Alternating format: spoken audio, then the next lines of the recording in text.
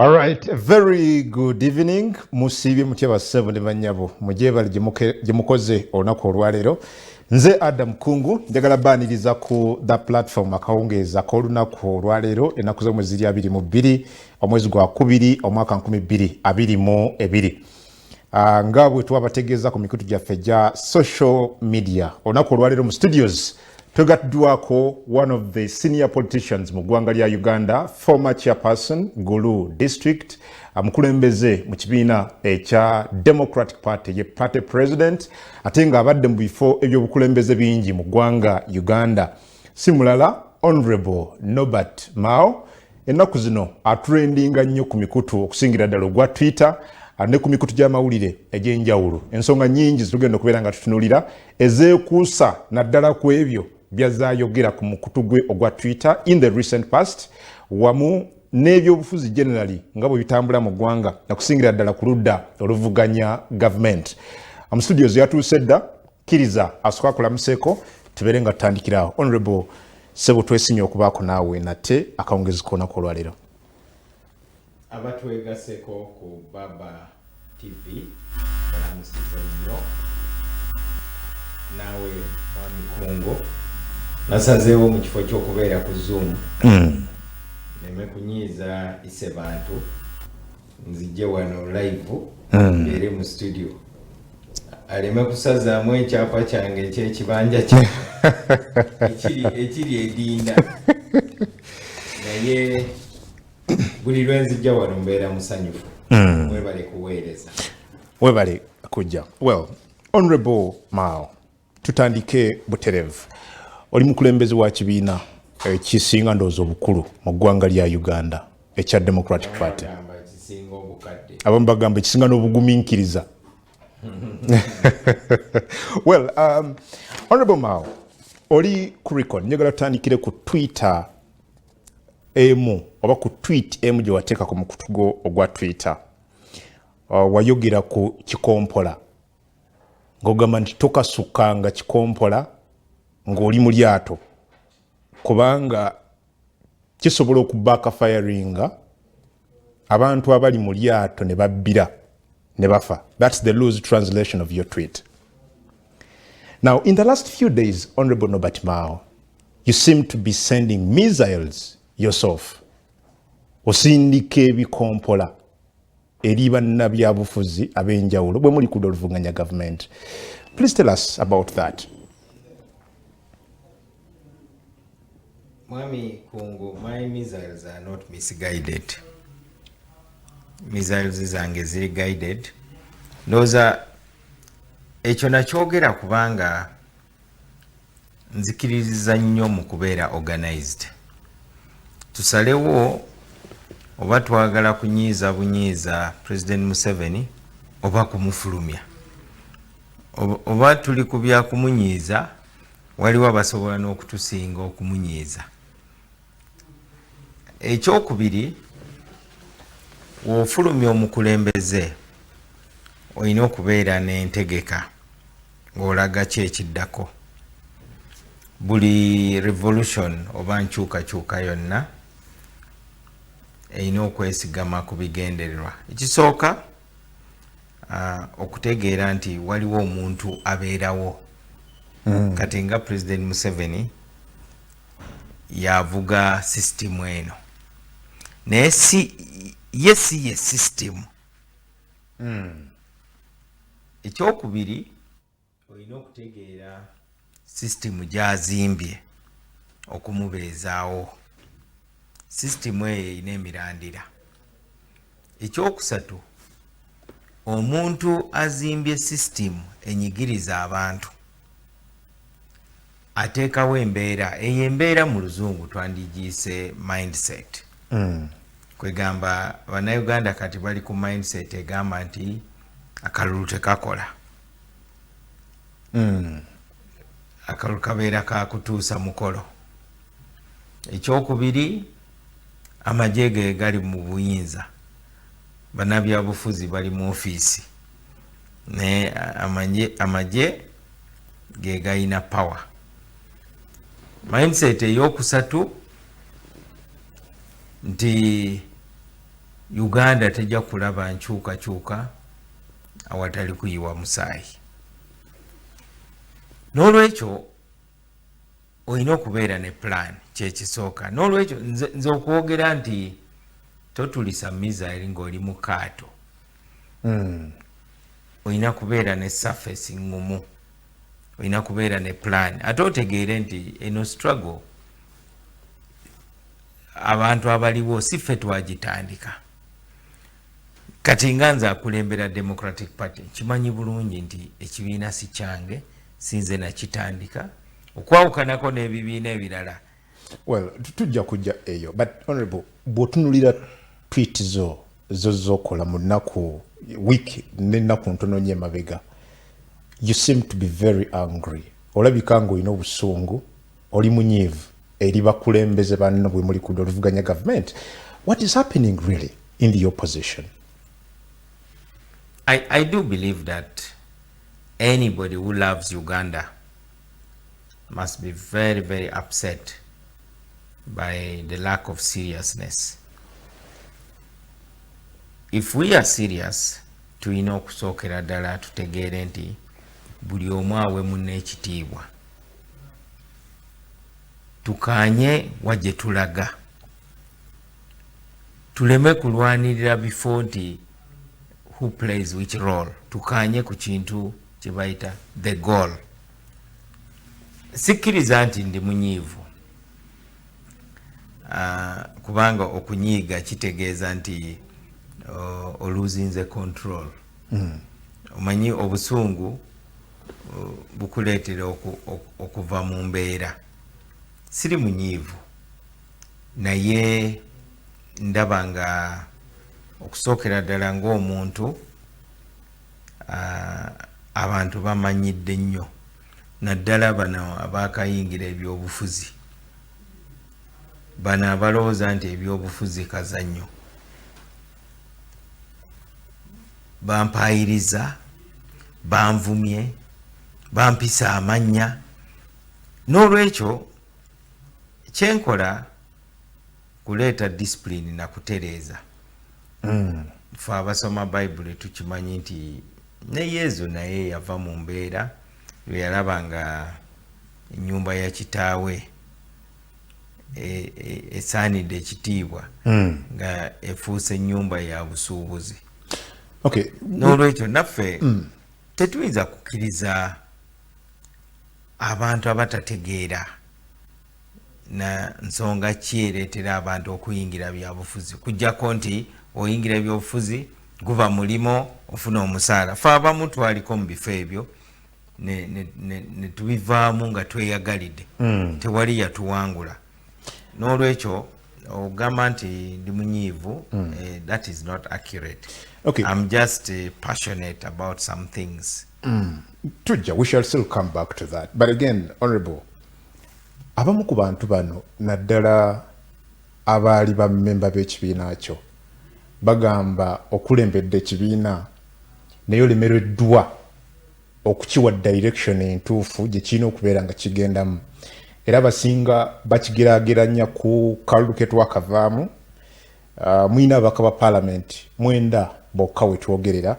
They seem to be, they look at you as someone that is presiding over a sinking boat in terms of the Democratic Party. Perhaps that's the reason why you think they are fighting you, especially abali mu Democratic Party. Kastori munamawulire. Kati wengamba nti abo abava mu kibiina banwanisizza okuviira ddala lwe nafuuka president wa Democratic Party.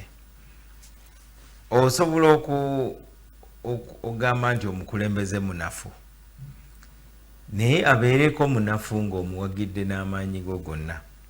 Naye kati omukulembeze omuyite omunafu naye nga tomuwagirangako. Ogamba nti emmotoka ekwamye tugisindike naye tosindika, oyimiridde mabbali ogamba nti bannange nga temulina maanyi. N'olwekyo njagala Bannayuganda bakitegeere okuva na leero nti wekibanga lutalo lwa kutaasa Democratic Party na kutwala kibiina mu maaso. Nina emikono ebiri neenwanisa mukono gumu kubanga omukono omulala guli munda mu kibiina gulwanisa abannwana. Ndingange Segwanga ejjudde enkukunyi. Tesobola nakko okolima kuzuukusa bantu. Buli kaseera erina kuba mu kwetakula. N'olwekyo enkukunyi ezo bwe zibanga ezimu zigenze. Segwanga kati asobola okukolima. But is DP much better now? How do you rate ekibiina ky'okulembera?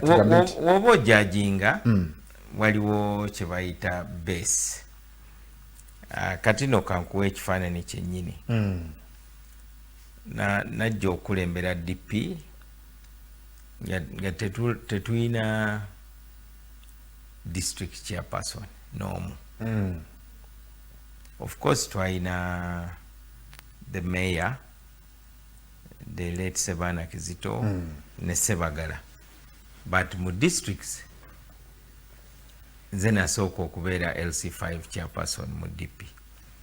Ekyokubiri bankwasa ababaka 7 oyogedde ku 9. So oba oyogera ku the lowest point eya DP twalina ababaka 7 2006 ne tugenda babaka 15 ebisanja 2 nga tulina 15. Tusobodde okuyingiza n'omubaka omu mu Iyala naye nga bulijjo bwentera okugamba abantu Norbert Mao bamwogerera amafuukule, bamuvoola, bamuvuma, bamujerega, bamuwaayiriza kubanga ndi nkoko njeru. Muganda agamba nkoko njeru yeeyoleka kamunye. Akantu akatono nnyo abalala be bakakola si musango. Naye Norbert Mao ekibiina kino twakisanga nga kiri mu mbeera mbi nnyo. Saagala kwewaana naye mu mbeera gye tulimu even keeping the vehicle on the road is an achievement. Kubanga bangi nnyo baagala kugidirailinga. Yes, lwaki olowooza honorable oli nkoko njeru? What makes you enkoko njeru? Of course since ali typical leader of DP, abamu kankyogere era bw'owuliriza amaloboozi g'abantu abamu tebampita na mannya gange bagamba omukyoli ate nga nina national ID tekuliko kabira yange pozi ng'ogenze mu foomu gye najjuza. Ososolebwa ekintu ekyo ekyokusosola mu mawanga kiri mu bwongo bw'abantu abamu, si buli omu naye abantu abamu. Twaliko mu meeting emu nga tutegeka delegates conference, omwami omu n'agamba sikulemberwa mu kyoli. Of course osobola okuvoola Norbert Mao naye tekikugasa. Tewali yajjuza foomu okubeera munnauganda, tewali yajjuza foomu okubeera wa ggwanga ki oba wa ggwanga ki. Naye owulira ku mikutu gya Democratic Party ng'abakulembeze ab'obuvunaanyizibwa boogera bwe batyo, eyo si ye DP eya Ben Kiwanuka. Twagala ekibiina ekiri national era tukizimbe nga buli munnauganda asobola okukyeyagaliramu. Ate ekibiina kiina constitution, n'olwekyo bw'ogamba nti abaava mu kibiina banenya Norbert Mao, kyogere nti beekwasa Norbert Mao naye balwanisa ne Sebana Kizito kubanga bali mu kwenoonyeza byabwe. Naye gwe mukulembeze ow'oku ntikko w'ekibiina, bano bammemba bo, oli yali badde alowooza honorable nti olina okutwala obuvunaanyizibwa okubanoonyaako, okuteekawo embeera ebakuumira mu kibiina. Bwe baba nga balina ensonga eziri genuine ezibajje mu kibiina, ideally oli alowooza wali badde obatuukirira nga president w'ekibiina kuba baana bo in courts ne muzimbirawo mu ekibiina. Tukoze kyonna ekisoboka okulaba nga twegatta, naye toyinza kwegatta na muntu aina position eri fixed mu bwongo bwe. Bwe tutuuse njagala abantu bamanye nti ffe tetugaanangako kunoonya bakulembeze baffe oba bantu baffe, naye abantu abo bali ba bika bibiri. Tuyina abaana abaazaawa, the prodigal children. Njagala kubuulira amazima, abo tetujja kubanoonya. Ekkuba eribazza balimanyi, tulinze kubaaniriza. Be baliwa? Who are these prodigal children? Abo abanene boogambako, bana abaali ba NUP, abaali abakulembeze abanene, abo betuyita prodigal children, abaana abaazaawa. Naye ne tubeera n'endiga ezaabula. Endiga ezo ezaabula tujja zinoonya butaweera, tuzikomyewo. Tuyina the misled and the misleaders. So you won't look for the misleaders? Ba misleaders tetujja kubanoonya. We shall even come back to that. But Honourable, good enough you're here. Bangi bakusonzeemu olunwe be muli kudda oluvuganya gavumenti nti otudde nnyo ne regime ne President Museveni, era bangi balowooza, there is a narrative that has been painted out there that you keep dining, you keep engaging, you keep sitting, you keep working with and for the regime. We've seen you on several occasions, especially mu kago gwa iPod, ng'osisinkana President Museveni, never party leaders abalala. Some people bakusongamu olunwe nti you're working actually with and for the regime. How do you respond to that? It is important to know that we are all Ugandans. Nobody has the power to finish off the other. I actually don't take people who talk like that seriously. Bali mukatemba kubuzaabuza bantu. Abamu bamusinkana kiro. Abamu basinkana ababakabe. N'olwekyo abantu bwe batyo tujja kugenda nga tubaanika mpola mpola eggwanga litegeere, kubanga mu Uganda mulimu abantu abalowooza nti waliwo ekye tuyita political untouchability. Kyebakulaba ne President Museveni abaakuguze, abaakulidde obwongo. Bwe ngenda okusinkana President Museveni ngenda n'obwongo bwange, sibuleka mu mmotoka mu parking. Aleeta ensonga ze nange nendeeta ezange. Kaakati waliwo abalowooza nti ate bo bennyini be baakyawe nnyo President Museveni. Ze nina ensonga nnyingi nnyo ze nsobola okukozesa okukyawa President Museveni, ate ezimu eziri personal. Naye bwe tubanga twagala kuzimba Uganda ey'awamu, tumanye nti omukulembeze ow'obuvunaanyizibwa tasiga bukyayi. Tosobola kustigmatizing omukulembeze w'eggwanga n'ogamba nti oyo w'oyogera naye ate nga muli mu parliament. Parliament ye iPod esingira ddala. In fact iPod ntono nnyo.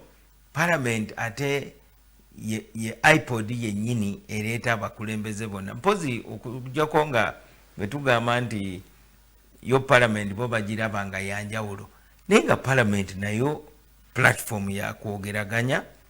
Bagendayo ne basinkana ba NRM, President Museveni abayita n'awa speech ye. Okay. So ekyo kyenayise hypocrisy. N'olwekyo mulimu gwange kutangaza bannayuganda ti ffe nga Democratic Party tukkiririza mu kuteesa. Abatakkiriza mu kuteesa oluusi babeerawo. Nzijukira nga nkyali mubaka wa parliament, twaleeta ekiteeso mu parliament ne tugamba bannange gavumenti ya Uganda etuule ne omuyeekera Joseph Kony. President Museveni yasooka okubyesamba n'agamba oyo terrorist ntuula naye ntya. Naye oluusi embeera eteekawo akazito neweesanga ng'olina kwetereeza. N'olwekyo bano bonna bagamba nti tebajja kutuula n'aba NRM. Tubalinze kubanga ne bwe mulwana olutalo akaseera katuuka nga mulina kutuula. Ebibiina bibiri ekya FDC ekikulembera mukwano gwange Patrick Oboy Amriat n'ekibiina kya NUP ekikulemberwa Honorable Robert Kyagulanyi Ssentamu at least bali ku record. FDC ekugamba ebbanga lyonna omukago wa iPod bwe gubaddewo, there is nothing substantial that has been implemented. Resolutions nibye tuteesako mu iPod tebiteekebwa mu nkola okuva 2010 iPod bwe yatandikibwawo. NUP bakugamba iPod kadaala kakwekubyamu bifaananyi ne President Museveni na kunywamu kachai oba oliawo n'okumuwa omukisa okulaga international community nti nteeseganye n'abaludde oluvuganya government, but when actually resolutions teziteekebwa mu nkola. Bwe bakugamba bino honorable tebalina nsonga. Are there things that are substantial that you think have been implemented emanating from your engagements ne President Museveni mu mukago gwa iPod? Singa iPod teina mugaso, singa DP teri mu iPod. First of all, twetegeerera ng'ekibiina nga lwaki tubeera mu kintu ekitaina mugaso. Ate n'ekirala, buli initiative oba organization ebeera n'ebintu byetasobola kutuukiriza mu bwangu. Kati bw'otunuulira parliament, bakolamu ki mu parliament? Bateesa amateeka. No, mbulira amateeka ge bateesa kubanga bo mulimu gwabwe kufulumya dictator. Kati teeka kiri bataddemu efulumya dictator. Nawulidde omuntu omu ng'abajerega ku TV ng'agamba nti mwagamba nti mufulumye parliament naye temuli waka, temuli mu ofiisi zammwe, mujja kulya sente na kulya mmere ey'obwereere mu kantiini ya parliament. N'olwekyo that lack of seriousness has got to be challenged, and the time is up okubuzaabuza omunnauganda. Munnayuganda bo bennyini abakulembeze, in fact argument eyo ate yo ebakwatako nnyo. What are they doing in parliament? What are the issues they are raising which are substantive? So iPod teina ambition enene. Omulimu gwa iPod kuteekawo platform nga bw'onoobeera ne clearing house. Wano mu Uganda tulina teams z'omupiira naye ne tubeera ne FUFA. Osobola ogamba nti FUFA terina mugaso. Of course omugaso olina ogulaba mu kibiina kyo. Ffe bamemba ba iPod. Kati kankuweeko ebintu nga bina iPod byekoze. Waliwo kye bayita capacity strengthening.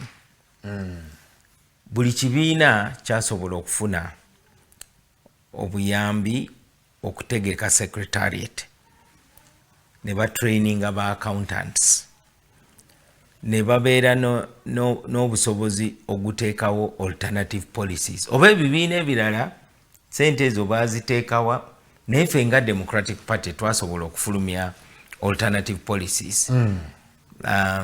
Nga Democratic Party, of course advantage ya FUFA erina okulabika mu teams.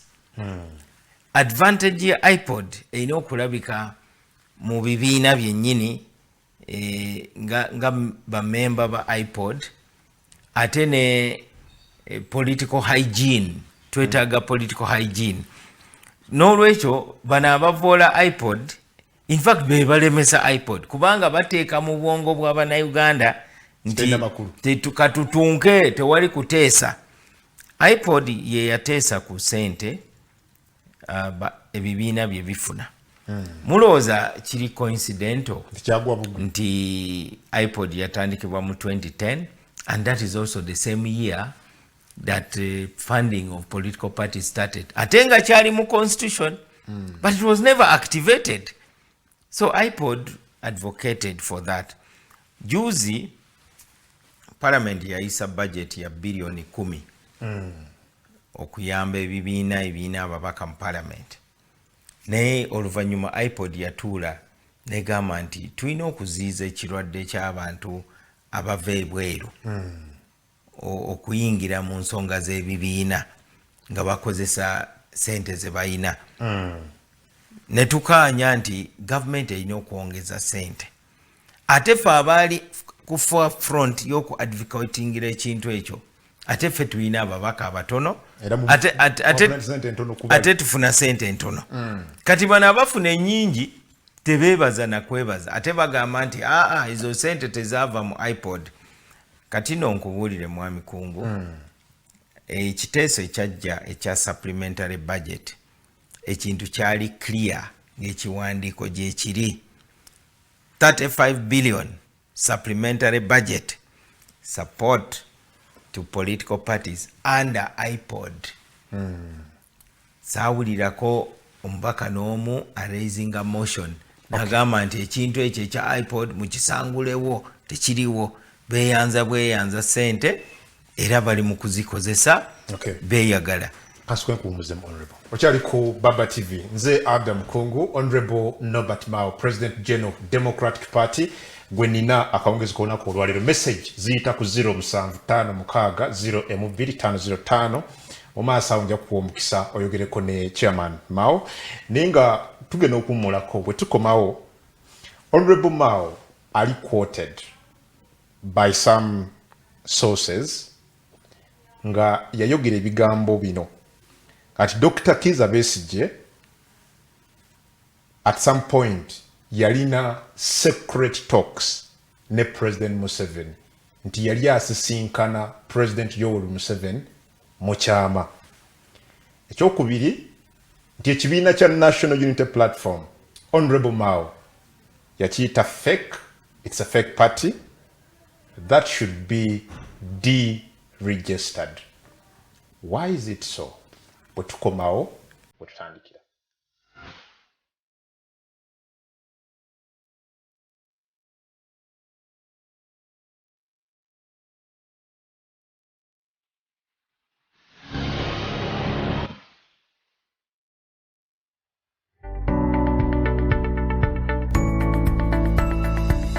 Enoni Baba TV obusoga bulayire. Ebimalamu entuuyo z'amaanyi byandirabika ng'ebitaggwaayo mu nkyukakyuka ensi gy'eyitamu.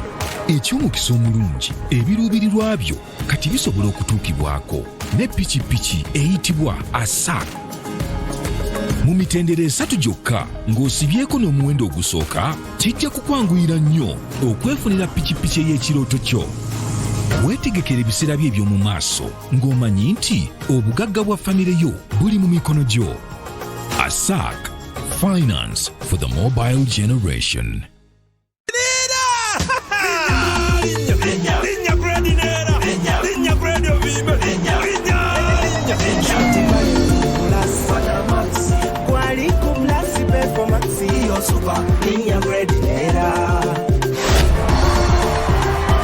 Nina grade era sasulira package esinga kuyobaira nayo olwo tukute ku package eira ku waigulu. Nina okuva ku GoTV Plus ofune GoTV Max olwoni tukwongereyo ku GoTV Super.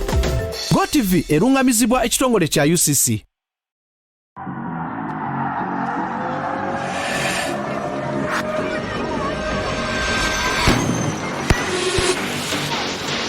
Take a walk through life, display this game, make the chase like a flame. Take your chance, fight for success if you really want to be the best. My life, my rules, my choice, my stick, my bet, my win. My life, my rules, my choice, my stick, my bet, my win. My life, my rules, my choice, my stake, my bet, my win. Melbet, something you can bet on.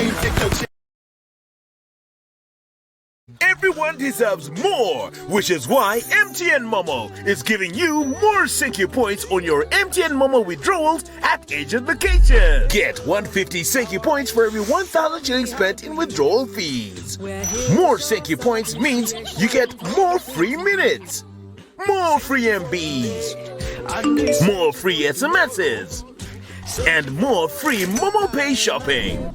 To use your Thank You points, dial *141#. Everywhere you go, MTN.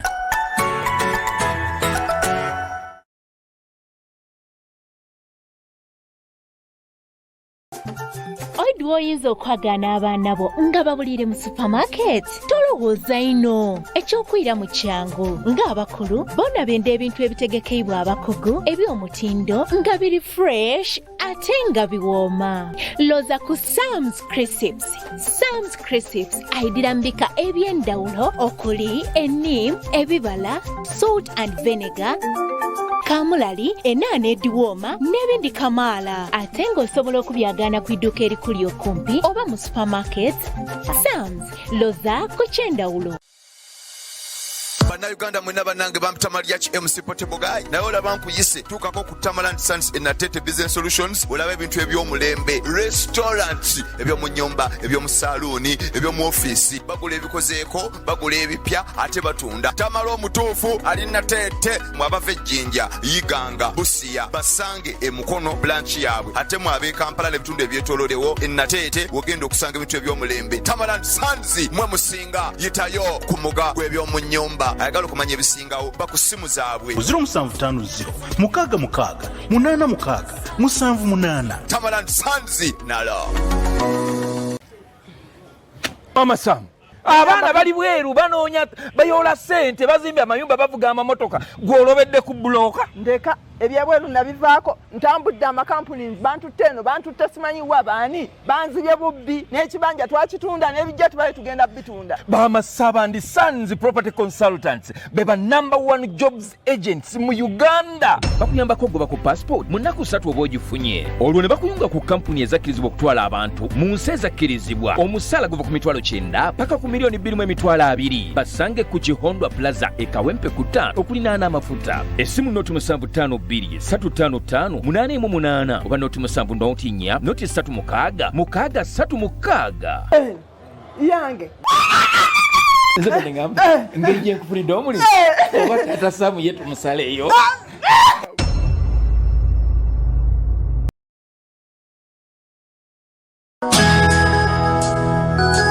Victory School of Beauty and Hospitality Management ettendekero erisinga okubangula mu mirimu gy'emikono tutuusa okunyolwa kwaffe eri abazadde olw'okutataganyizibwa ekirwadde ekya COVID-19 nate tubategeeza nti twazzemu omulimu gwaffe ogw'okubangula abayizi abawala n'abalenzi mu mirimu egy'emikono era okwewandiisa n'okusomesa abayizi mu masomo ag'enjawulo kwazzeemu nga tusomesa abayizi mu misomo ng'okusala n'okusiba enviiri ebyokwewunda okutunga okufumba okuweereza mu mawoteeri ag'enjawulo okutimba ku mikolo okukuguka mu busomesa ebyobwamakanika n'ebirala bingi tuyina ebisulo eri abayizi abalenzi n'abawala nga bava wala ate era tuyambako n'abayizi baffe okubanoonyeza emirimu kati okumanya ebisingawo tusange Natete oba okube ku ssimu noti 755 155 422 ne noti 7 noti 4 293 729 Victory School of Beauty and Hospitality Management.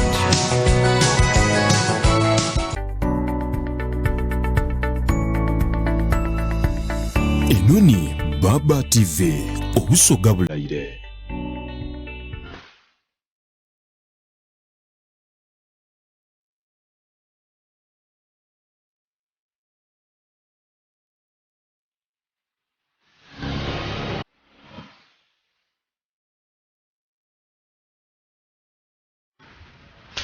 All right, the platform, Adam Kungu Gegange, Oliko Baba TV. We are streaming live, genda ku Facebook page yaffe, Baba TV Uganda, tuli ku YouTube, kumikutu jonna gye tuli.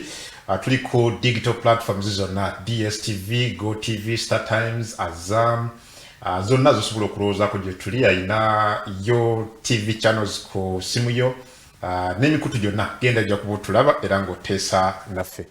Nkyayina Honorable Norbert Mao, President General w'ekibiina kya Democratic Party, nga nfuna endowooza ye ku nsonga ez'enjawulo. Well, Honorable, nga sinnaba kutwala ku bigambo bino, I need to know from you, owaayo ddi obukulembeze? When are you resigning actually ekifo ky'obukulembeze bw'ekibiina kya NUP? Because rather kya Democratic Party. Nzijukira bwe twali tuyingira akalulu, in your own words, Honorable Mao, otuga nti ekibiina bwe kitaaweze bamemba ba Parliament 15 mu kulonda kwabo no kwa 2021 ogenda ku resigninga mwina abaka mwenda to resigninganga okyali president general w'ekibiina kya Democratic Party. Ewebale nnyo okumpa omukisa okunnyonnyola ku nsonga eyo. Nayogera ne ŋŋamba nti tulina essuubi nti tugenda kuweza ababaka abasinga 15. Bwe tutabaweza nze nga Norbert Mao nja kulekulira. Abakulembeze banange ne bantuukirira ne bagamba nti Honorable Mao kakasa mu mbeera eno Uganda gy'erimu osobola okubeera n'okukkiriza nti Electoral Commission egenda kuteekawo okulonda okw'amazima n'obwenkanya olyoka oteeka ensingo yo mu muguwa ogwo. N'olwekyo njagala bampuliriza bakitegeere nti ekigambo ekyo ne kye nayogera nakimenyawo. Wakyusa walya ebigambo byo osobola okukyogera nga bw'oyagala naye mu luzungu bakiyita U-turn. Kati wokwata ekkubo n'olaba nga ekkubo eyo likyamu okola U-turn. Omukulembeze si musango okukola U-turn.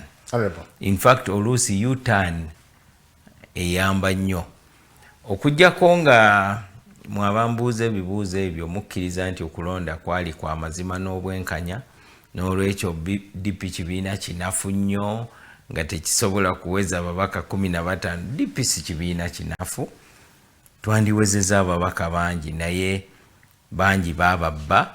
Mpulira ku balala temubabuuza naye mubuuza nkoko njeru Norbert Mao nti olekulira ddi.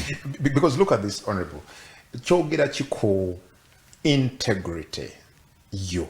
Actually omuntu wa integrity nti bwe njogera ekigambo leero Honorable Mao. Omuntu atalina integrity omuntu atalina integrity abeera muyaaye. Kwigamba kati nga tuteesa ku programu eno nabadde wa kujja kugikolera ku Zoom nensalawo neŋŋamba nti kanzije mu studio tuve ku Zoom. Kati singa saasobodde kujja saasobodde nakubeera ku Zoom ne sikukubira nako nonoonya nga sikwanukula awo mbeera muyaaye. Ne bwe nkukubira nga nina budakiika 5 bwokka programu etandike ne nkugamba mwami Kungu waliwo embeera ezze sijja kusobola kujja, tuyinza kukinsibako n'ogamba nti Norbert Mao toyina integrity toyina ki. Of course omuntu alina integrity agamba nti nzikiriza nti nayogera nti nja kulekulira naye olw'ebirowoozo byenfunye eri bannange abalina obuvunaanyizibwa n'embeera eriwo ng'akalulu tekasobola kubeera ka mazima na bwenkanya, ekintu ekyo kye nayogera nkimenyeewo. That is integrity. Okay. Integrity tekitegeeza nti oli stuck. Kati wogamba nti waliwo abakyusa ne combination otandika ne PCM ugenda kulaba nga chemistry akalibe n'obeera ne PEM. Kati ng'ogamba toyina integrity lwaki okyusiza. Namwe mukyusa programs mulangirira programu oluvannyuma ne muleeta ekirala. Okay. Moving forward, Honorable, is it true you said nti Dr. Kizza Besigye muna FDC omukwabo abali ku record nga bawakanya ensisinkano ne President Museveni mu mukago gwa iPod n'emikago emirala? In fact at least yali ku record agamba ensisinkano esobola okubeera olinga eri mu public. Twogera ku ki? Going by Dr. Kizza Besigye's words. But you quoted as saying that Dr. Besigye yalinga ne secret talks ensisinkano ezekyama rather public zetamanyiko ne President Museveni. Number 2, you are also quoted as saying that NUP is a fake party. ekyandibadde nga kyali deregistered long time ago. If these are, first of all, are these your words? Of course, and I'm ready to explain. As a lawyer, I believe in evidence. I gave my sources when I said I was told. You can call it hearsay. And I gave my sources. One, yes. I discussed that with Mr. Conrad Nkutu. I discussed it with Andrew Mwenda. I even discussed it with President Museveni. I asked him. And naturally, Ugandans should know that secret talks are secret talks. And the one thing people don't want to talk about are secrets. Yeah. But I have given my source. And I've even been told that there are some documents that were signed. I do not, however, want to make it appear as if I said they met. You know, talks. You can actually have talks without meeting. Okay. For instance, we say that President Museveni and Joseph Kony had talks. But they didn't meet physically. To the best of my knowledge, they never met. And so I definitely stand by what I said. And if the sources disown me, then I will never trust what they say again. Okay. You also know that it was in the newspapers. You are a journalist. Yes. They said that waliwo muchala wa Sweden, it's a high-ranking government official, who was involved in facilitating those talks. But the talks ezo tezamachuwaringa olw'ensonga zezisobola kugendamu nenga. So kino kirelating otya therefore ne position ya Dr. Besigye oba ne FDC ku nsisinkano gy'oba nayo oba gye muba nayo nga muli mu mukago gwa iPod ne President Museveni. How do the two relate? Nze kyensuubira nti abantu respecting decisions abanaabwe. First of all, I feel insulted omuntu okulowooza nti ogenda bugenzi kunywa chai. Can't I afford tea? Honestly. I met President Museveni when I was 23. Gandi muize makerere. Nzena initiatinga nensinkaneyo. Kubanga, I'm a problem solver. Naye waliwo banabe abafuzi abatayagala ku solving a problem. Kubanga problems ezibabeezaawo. Nabano bowulira oluusi boogera ku tocha zezibatambuza amawanga g'ebweru, tocha zezibawa platform. Wobagamba nti leetako kati substantive idea egenda okukyusa obulamu bw'Abannayuganda. Bo bawoza kimu. Kati President Museveni wazirika ekiro ekikeesa enkya. Ebizibu bya Uganda bijja kuba biwedde. Njagala kulabula abantu abatakkiriza mu dialogue. Mulete alternative ekola. Kubanga mugamba akalulu tekakola. Temwagala nakwata mundu nti mugenda kulaunchinga gorilla warfare. Kati nga Myanmar. Abantu bava mu kwekalakaasa ne bagamba why. Bano tuli mu kwekalakaasa batukuba masasi. To organizing it. Do you read this honesty on the side of your colleagues co-opposition? Okutandikira ddala ne Dr. Kizza Besigye, because baganti sijja kusinkana President Museveni, and going by your sources abakugamba nti President Museveni ne Dr. Besigye boogerezeganya secretly.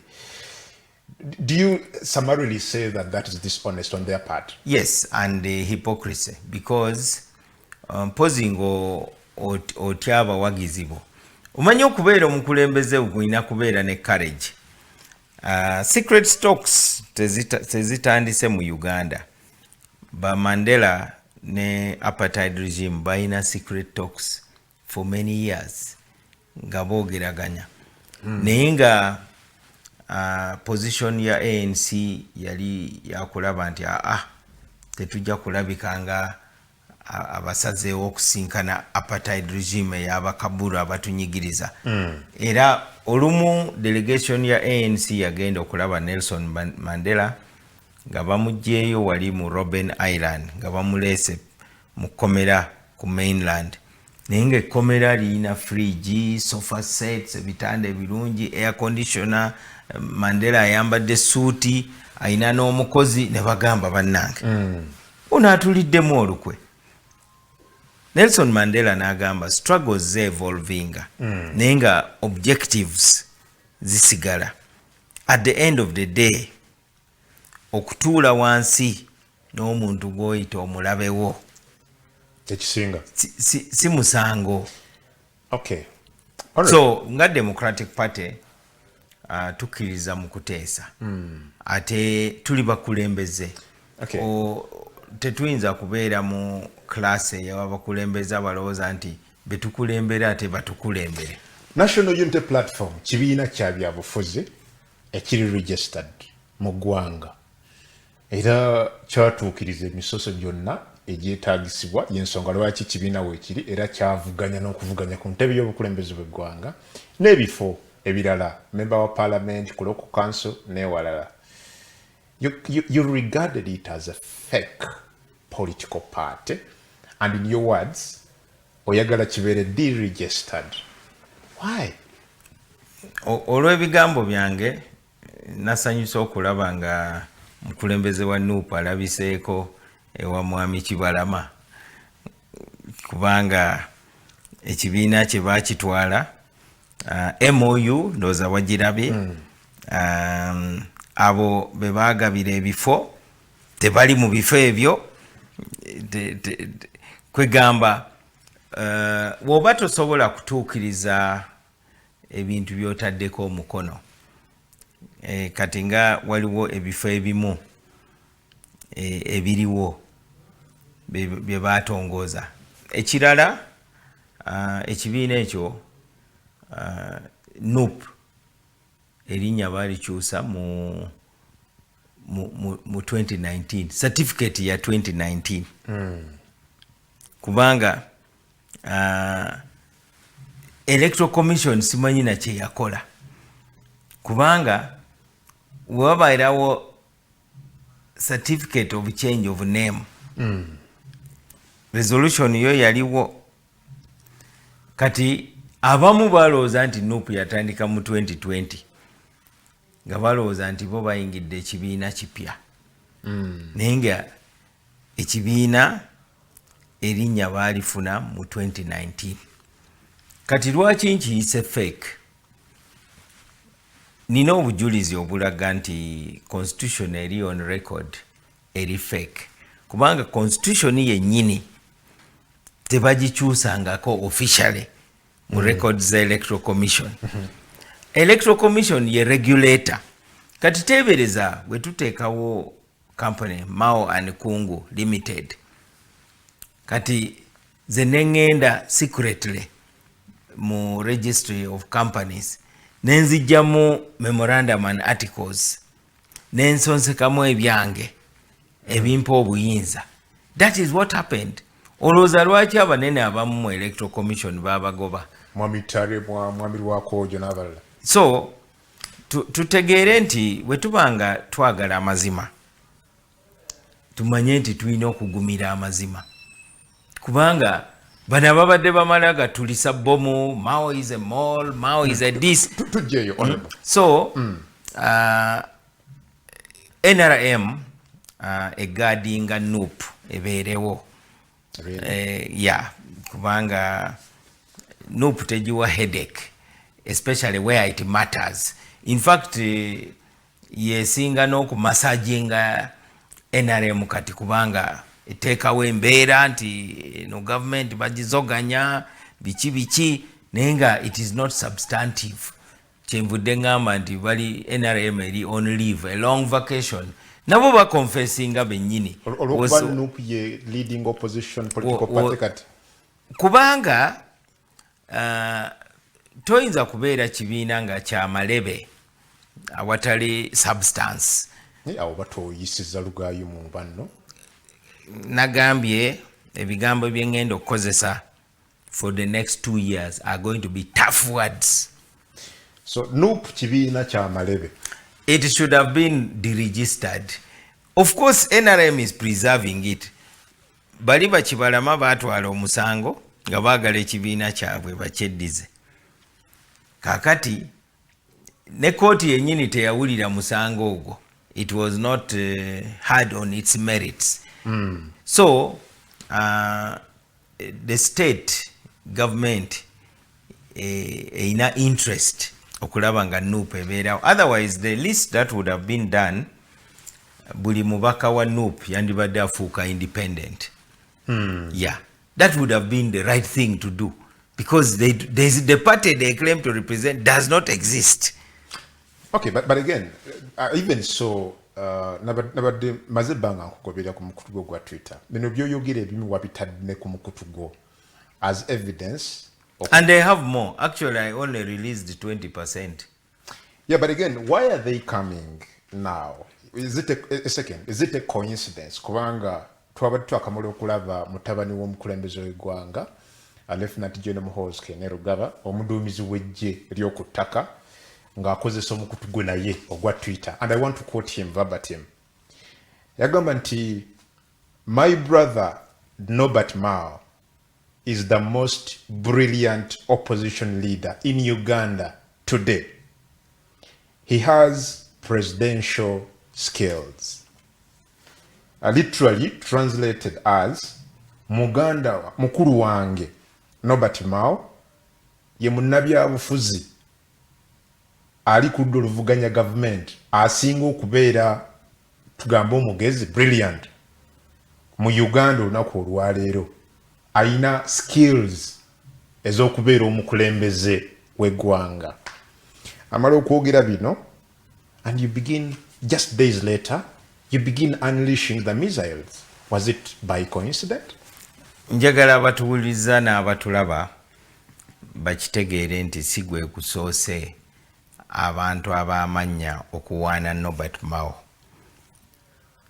That has been familiar to me. Si gwe gusoose kuba abamu oluusi balowooza nti Mao kati ali excited kubanga mutabani wa president amwogereddeko ku bigambo ebirungi. Even the president himself has said good words about me. President wa World Bank yampandikira n'ebbaluwa. Managing director wa IMF. President wa Germany yankyalira n'eggulu nga ndi LC5 chairman. So si gwe gusoose. So abantu baleme kulooza nti kati Norbert Mao akyamuse abugumiridde kubanga bamwogereddeko ebigambo ebirungi. So naye nga ensonga ezo nali nzirina. So even before, of course, and I've been hinting at them. Naye lwakuba nti nali sinaba. So how did you feel? Whatever going to be General Muhoozi, how did they make you feel? Kati wosoma tweet ya General Muhoozi yalimba. So I'm not brilliant and I don't have presidential skills. Lwaki tewa tweeting anogamba olimba musajja musiro awedde omulimo taina presidential skills. Osanga abamu bakitwala bubi. But omuntu okwogerako, that is one thing. Naye nga mu kukitegeera tulina okumanya nti waliwo abantu abasiga obukyayi. Therefore, anybody connected to President Museveni, NRM and so on, in public, eri abantu baffe tulina okulaga ekifaananyi nti they are totally bad. Era bwe tujja mu buyinza balina okufuna akakoona kaabwe mu Uganda, tetujja kubakiriza kulinnya Kampala. That is childish. Fena tuli bannayuganda. Omuntu wabanga aziza omusango olina okumuvunaana nga ye, and you confront. Opposition tekitegeeza kuopposinga muntu, kitegeeza kuopposinga biroozo by'omuntu ne policies ze. Oh, okay. Well, we shall still come back to that. Honorable Mao, I think 2014 or 2015 or 13 there, you ojja kuncorrectinga bwe navanga ndi mu kyamu. Wafunamu kwalwalamu ng'omuntu omulala yenna wasobola okulwala. But there is a narrative still that is being painted nti wafuna okuyambibwako in terms of assistance, medical assistance, government ne kuyamba n'okugenda ebweru w'eggwanga okusinziira ku narrative eri painted mu public. And they claim, the people that say this claim, nti eno yensonga lwaki olabikanga alwanagana n'abamu ku bali ku oluvuganya government, because you want to appease the person that helped you get medical treatment abroad in 2013 or 14. So if I don't appease that person, what will that person do? To make me sick again? That is the most nonsensical logic I've ever seen. Nenga sinaba nakwano kula njagala nkubuuze gwenga journalist ndoza unoonyereza. You tell me now what you have found. Because that's a narrative which is being said. No, I know narratives are there, yes. And even me, I can create a narrative about a person, and I'll even do it more effectively. So, as a responsible journalist, totambuza narratives ezitaina evidence. So njagala ombuulire. What have you discovered? What I remember and what I know, nti Chopper I think yamaje yakutwala ku kisawe ky'ennyonyi Entebbe, and that's the best I know. Of course, for those who feel comfortable to say that my treatment was paid for by government, I'll never change their mind. Olusi abantu bankubira ne bagamba no, but Mao cease fire. I say, even if I cease fire, those who hate me will always hate me. In fact, they are not my audience. I don't even care about their opinion. So even if I tell you now the truth, that narrative will continue. It is as simple as that. Naye amazima go gali nti helicopter ya maje yanzije gulu nendeeta Entebbe. That is the only government contribution. My entire medical treatment, 2014 and 2015, was by family and friends. And if indeed government had contributed, why would I not acknowledge it? I'm the person who knows how to express gratitude most readily. I have no interest in denying it. Why would I deny it? If singa government yansasulira nandibadde nzijja wano ne ngamba neyanziza nnyo government yankwatirako full stop. Ekyo ne kiva mu ddiiro. Naye abantu balumiriza ekintu kye bamanyi nti kikyamu just to create a narrative, and ekyo kivudde ku kya Norbert Mao okugamba nti bannange mulekeraawo okuseera Jacob Olanya muli basezi. We shall come to that. Katumbulemu okyali ku Baba TV. Nze Adam Kungu, Honorable Norbert Mao gwe tulina akawungeezi k'olunaku olwaleero, President Democratic Party, former presidential contestant. Gatukuba torch mu nsonga nga bw'oziwulira. Sobola okutwegattako, pereza message ku 0756 ngenda kubanjisonga. Bwe tukomawo, Honorable Mao ono okuviira ddala emyaka egyedda amanyiddwa nnyo ng'omu ku basajja ffenna by the way betwakula nga twegomba tuwulira, era nga badde inspiration y'amaanyi nnyo eri bannayuganda bangi. Bw'oba ojjukira ebiseera bwe yabeera ku University y'e Makerere, alyoka wangule okubeera guild president nga wangula kati omugenzi yali munnamagye Nobo Mayombo. Mu bimu ku bigambo bye yatulaga nnyo nti ayagala abavubuka okubeera nga batwala ebifo by'obukulembeze. What we see now, Honorable Mao alinga ate alwanyisa abavubuka abavuddeyo okwesobola okutwala obukulembeze bw'eggwanga. Bw'oba osoma tweets ze, bwe tukomaawo awo njagala atunnyonnyole whether he still believes in that. Bali bazeeyi beeyita bavubuka naye nga baze.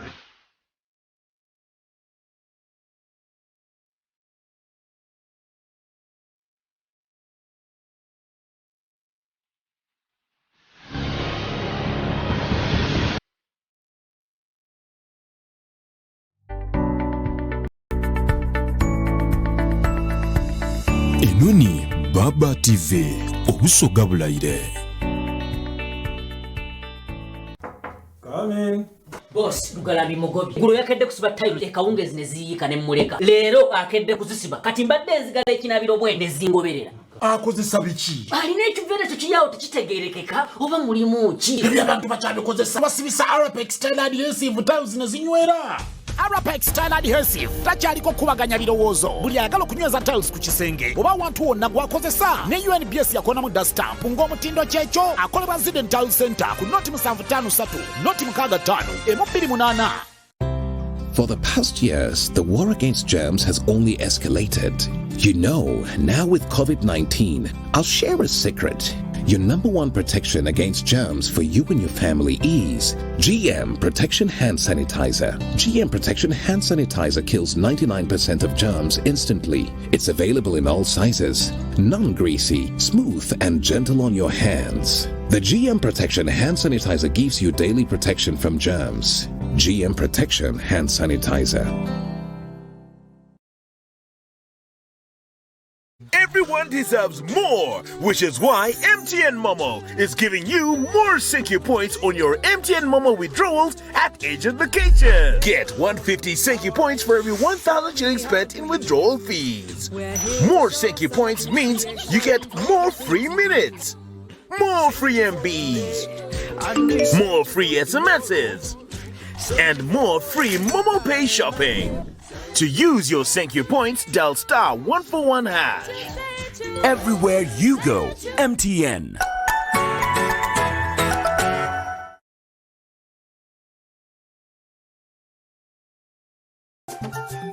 Oyinza okwagana abaana bo nga babulire mu supermarket tolowooza ino ekyokwira mu kyangu ng'abakulu boonabenda ebintu ebitegekeibwa abakugu eby'omutindo nga biri fresh ate nga biwooma loza ku Sam's Crisps.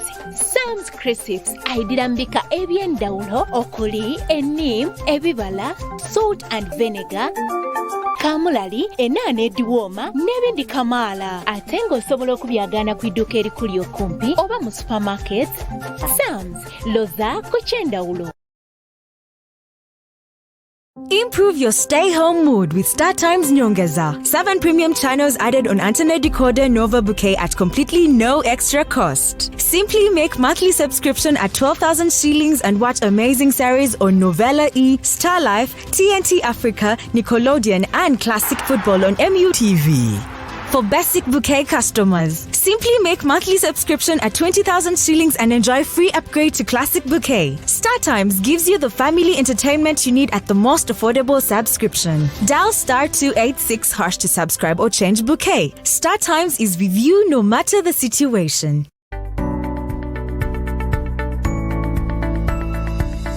Enoni Baba TV obusoga bulayire.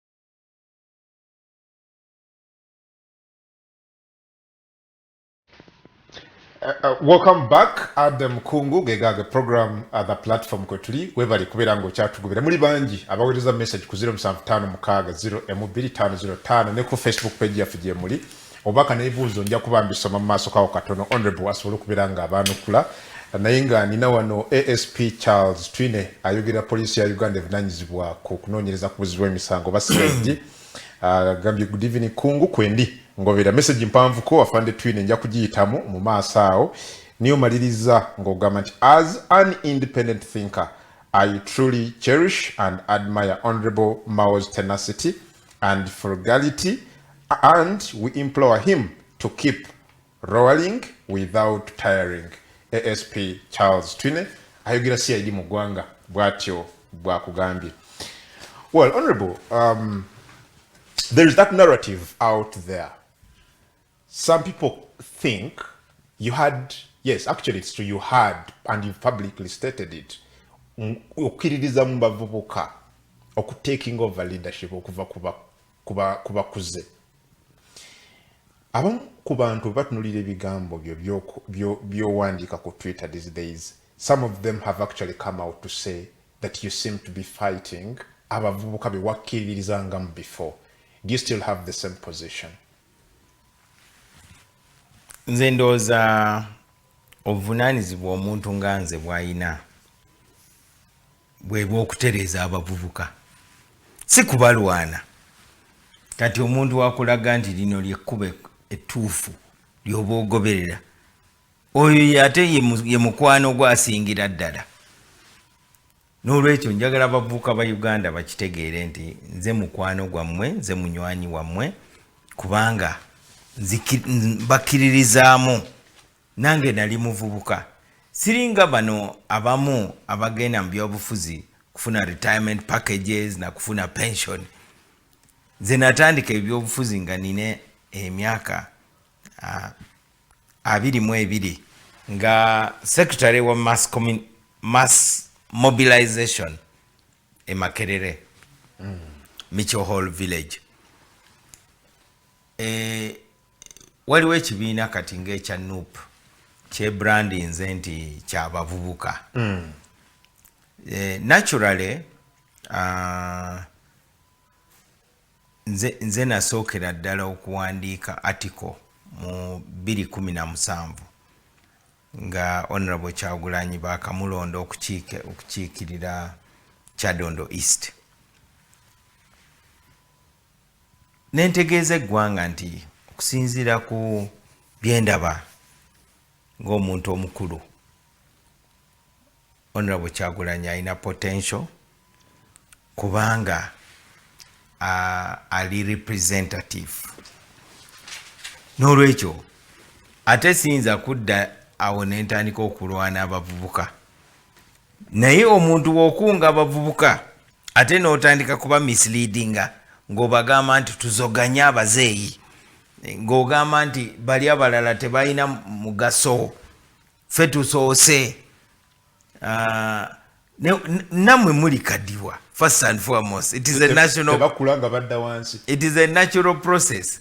Kati bw'ogamba nti bano bakaddiye. So okubeera a responsible elder olina kusooka kubeera a responsible youth.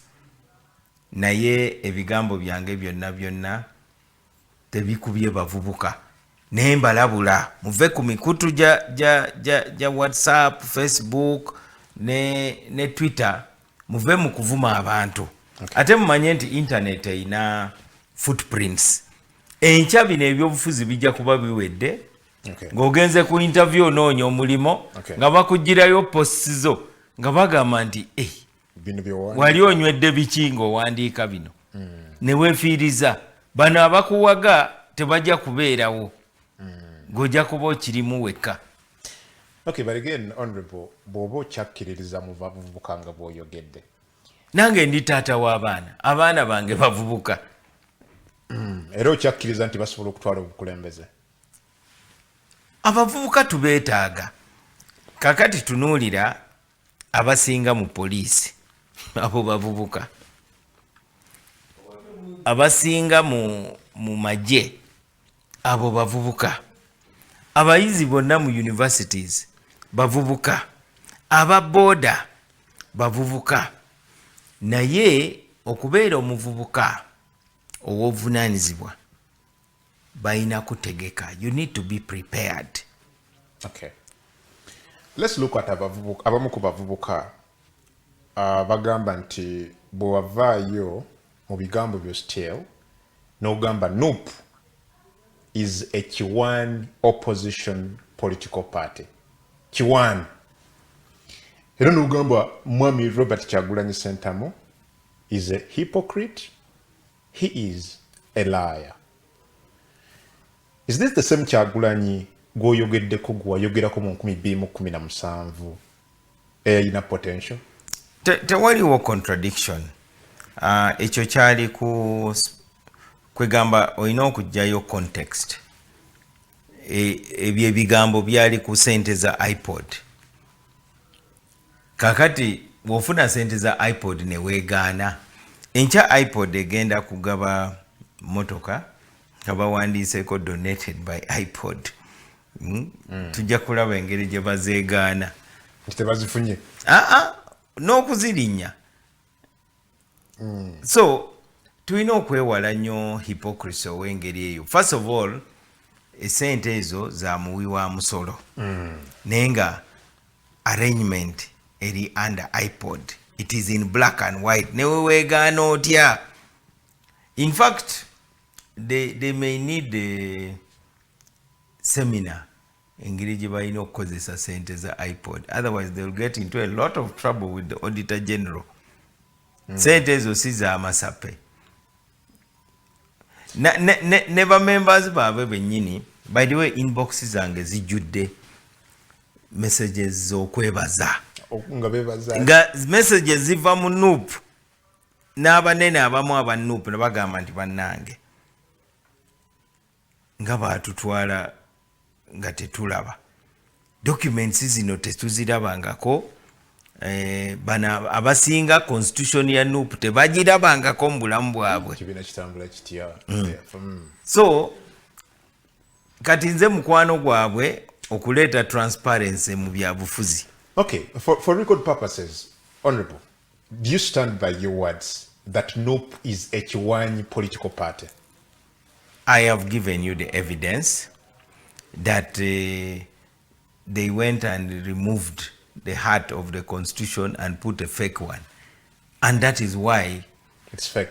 Those people were dismissed from the Electoral Commission, and the government knows this, but the government is comfortable with it. The government actually doesn't want to enforce the law. So it is okay. Naye mulimo gwange kutegeeza gwanga nti of course there is a party which is like this. It had a constitution and it was changed illegally. Kati the dishonesty eva mu kuteekawo Constitutional Review Commission. Kati ba reviewing a constitution ki? Ba reviewing a constitution ene eri fake gye bayingiza oba ba reviewing a constitution eri original. Okay, but boboga nti oli mu kuyamba bavubuka bano basobola okubeera abantu abalungi, better people. You seem to be hitting harder banno bwe muli kudovuganya government. Are you actually building? I don't think we are on the same side, because I cannot be on the same side with liars, dishonest, abusive people. You're not on the same side. How can I even be on the same side?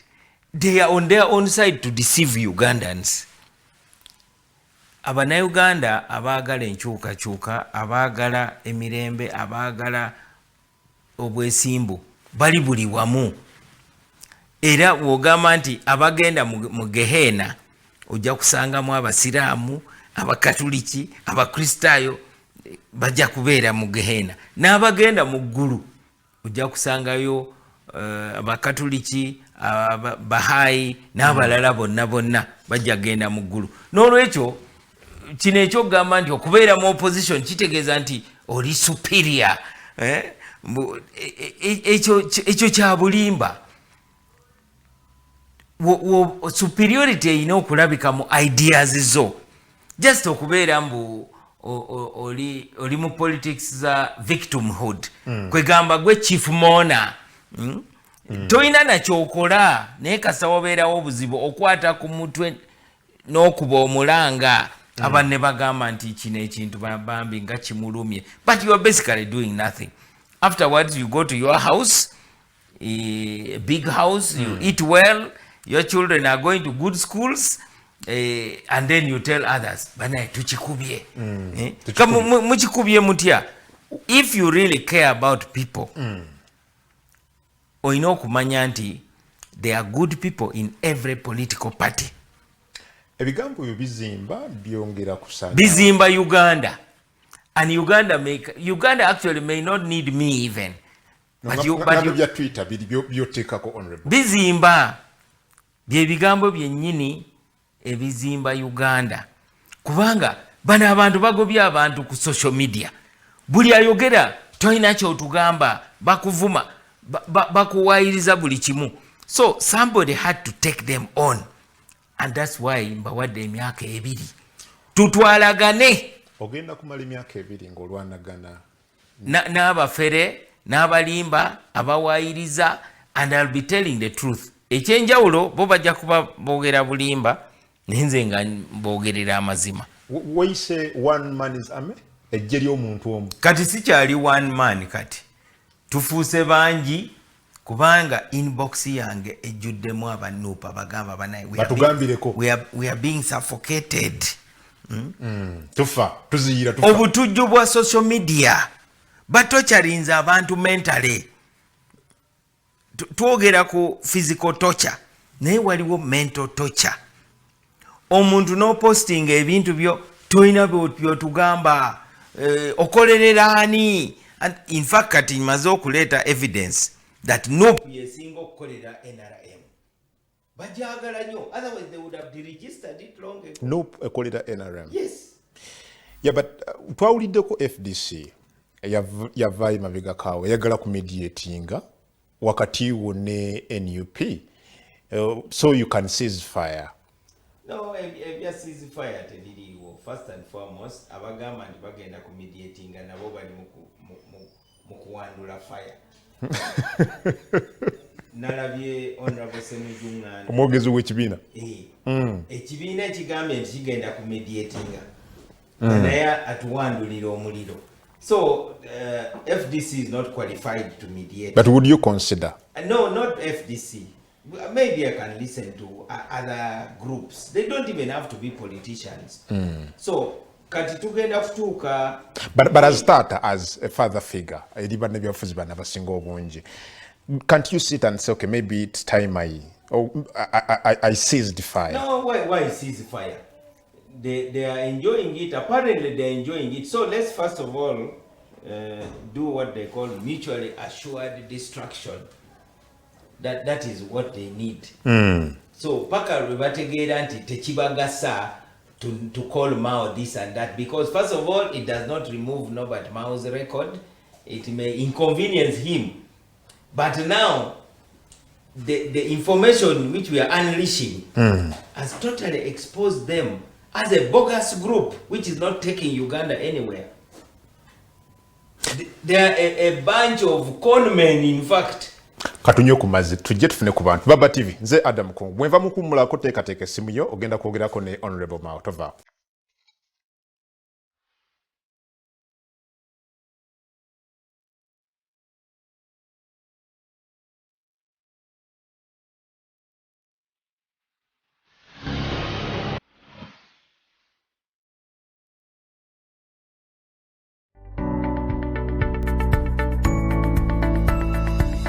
Enoni Baba TV obusoga bulayire. Okiwulidde ekyo? Ezo z'empaka za FIFA ez'okusunsulamu abaneetaba mu kikopo ky'ensi yonna ng'ate oli wakuzoota buliro ku Azam TV. Laba emipiira gyonna live mu HD ku Azam TV. Si ekyo kyokka n'abaana bakuumire ku Cartoon Network ne Boomerang, emirwa Bundesliga, Fox, CNN, obuzannyo n'emikutu egya wano. Funa Azam Pure ku mutwalo gumu gwokka, Azam Plus ku mitwalo 2.5 zokka ne Azam Play ku mitwalo 37 zokka. Okumanya ebisingawo tukubireko ku ssimu 047 709 900 oba 032 308 900. Azam TV, entertainment for everybody. For the past years, the war against germs has only escalated. You know, now with COVID-19, I'll share a secret. Your number one protection against germs for you and your family is GM Protection Hand Sanitizer. GM Protection Hand Sanitizer kills 99% of germs instantly. It's available in all sizes, non-greasy, smooth and gentle on your hands. The GM Protection Hand Sanitizer gives you daily protection from germs. GM Protection Hand Sanitizer.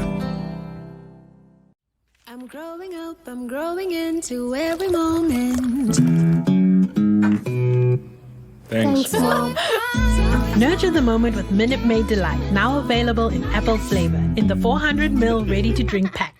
Ntuto ogusooka kati ntwala gwakubi. Yes, bw'olaba nsituddeko ng'obikka empewo teenoona langi. Bikka empewo enoona langi, bikka empewo gy'eva, empewo eyonoona langi, bannange birangi nabyo. Gwe waguze byaki? Ebiriyo katale. Langi ntuufu gy'eri. Muve ku birangi. Tukozesa Hidaka mujje mbalage. Kankwanjulire Hidaka Paint etagenda kujuza wadde okweraliikiriza. Bakoledde langi mbika eby'enjawulo. Muli weather guard, silk vinyl, undercoat, texture paste, multimotion ne primer balina langi esiigibwa wabweru w'ekizimbe ne munda. Hidacom Paint. Paint with love.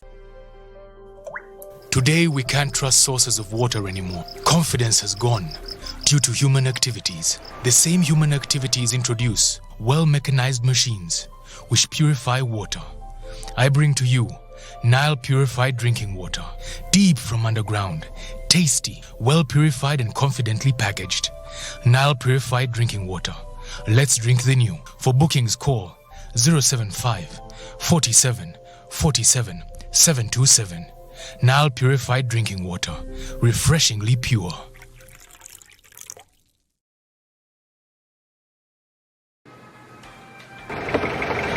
He must be rich, tall, handsome, from a respectable family. He must have a maid because at our home we do not work. Conductor Masao. What? Obadde olobye ku simu? Yamunange anti yo TV enkolera. Nyumirwa omulembe omupya ogujjudde ebisanyusa omuli emikutu gya TV egisukka mu 8 n'egya radio nga kwotadde ne zifirimu ng'osinziirira wonna w'oli. Genda mu App Store oteeke app ya UTV channels ku simu yo olwo onyumirwa ennaku 3 ng'olabira bwereere ewatali kozesa data. UTV channels. The power is in your hands.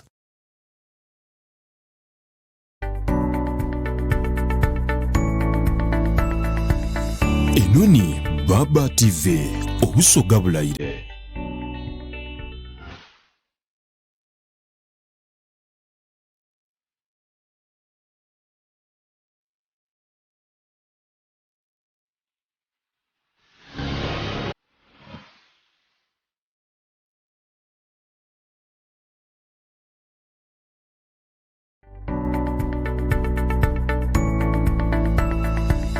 Enoni Baba TV obusoga bulayire.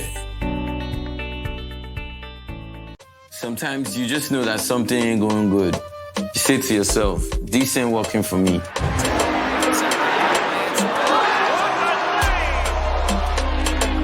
Like when you don't got it?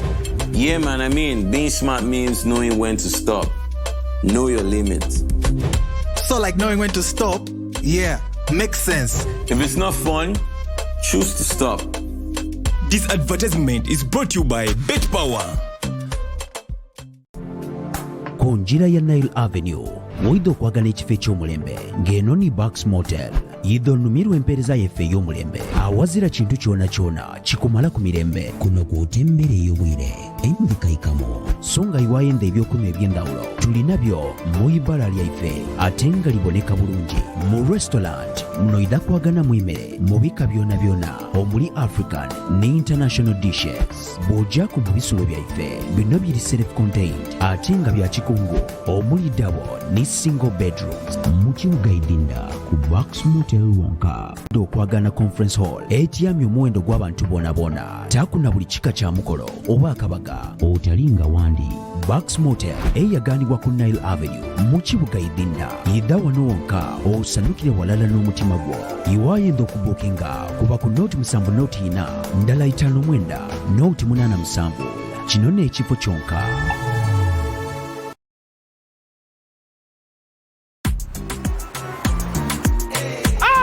Boss, olina flavor. Kajiongereko. Only 6K. I want a flavor. That will put me by the beach, palm trees, sand. Hey. Yeah, that Kayuki Coco. I want to feel the wind in my hair. The kasana, it's giving just right. Kalike waitaka. Hey, ngotegede kati. Yeah, man, that Kayuki pineapple. Oh, mani, I have a weakness for sweetness. There is a honey buzz I get. This one. Oh, yeah, I can body so very funny. Hey, what you doing? You say it's for how much? It's for 6K. He bring back all the flavors. Celebrate your flavor with Uganda Waragi coconut, Uganda Waragi pineapple, and Bond 7 honey. All in a flavor.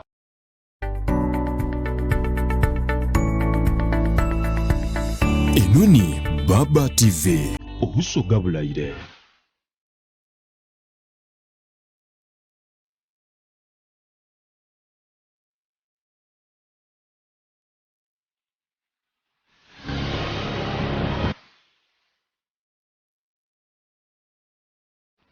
Welcome back. Adam Kungu gegange dakiika tusigaza 26 zokka tumalirize programu eno.